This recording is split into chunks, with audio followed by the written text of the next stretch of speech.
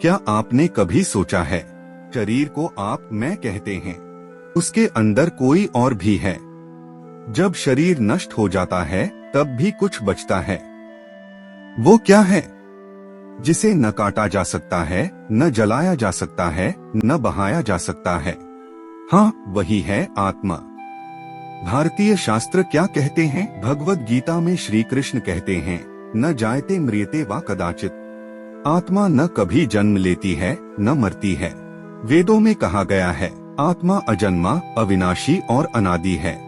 शरीर बदलता है, आत्मा नहीं। जन्म लेता है शरीर, जो 5 तत्वों से बना है, मिट्टी, जल, अग्नि, वायु और आकाश।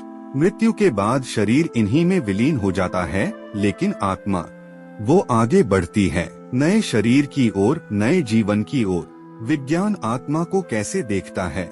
विज्ञान कहता है, ऊर्जा नष्ट नहीं होती, केवल रूप बदलती है। क्या आत्मा भी एक ऊर्जा है? कई वैज्ञानिकों ने मृत्यु के समय शरीर का वजन कुछ मिलीग्राम घटते देखा है। क्या यही आत्मा है? शायद विज्ञान को अभी बहुत कुछ समझना बाकी है। क्या आत्मा एक ही होती है? नहीं, हर जीव के भीतर एक आत्मा है।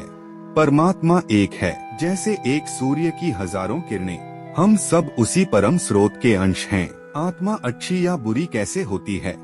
आत्मा स्वयं शुद्ध है, परंतु कर्मों की धूल उसे ढक देती है। जब आत्मा अहंकार, लोभ, क्रोध, हिंसा से ग्रसित होती है तो वह नीचे गिरती है, नरक में, तामसिक योनियों में। जब आत्मा प्रेम, करुणा, सेवा, सत्य से युक्त होती है तो वह ऊपर उठती है, देवताओं के लोक, मोक्ष की ओर। आत्मा को क्या हानि होती है? जब हम झूठ बोलते हैं, धोखा देते हैं या किसी को दुहक पहुंचाते हैं तो वह कर्म आत्मा पर दाग छोड़ देता है। जैसे शीशे पर धूल, वैसे ही आत्मा पर भी अशुद्धियां चढ़ जाती हैं।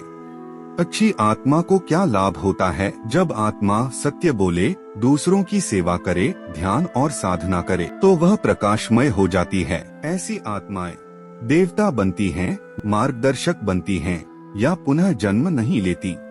आत्मा और पुनर्जन्म भारतीय शास्त्र कहते हैं, यथा देहे कौमारं यौवनं जरा। वैसे ही आत्मा एक शरीर छोड़कर दूसरे में प्रवेश करती है। पिछले जन्म के कर्म इस जन्म में फल देते हैं। इसीलिए कहते हैं, ध्यान से जियो। हर कर्म आत्मा को आकार देता है।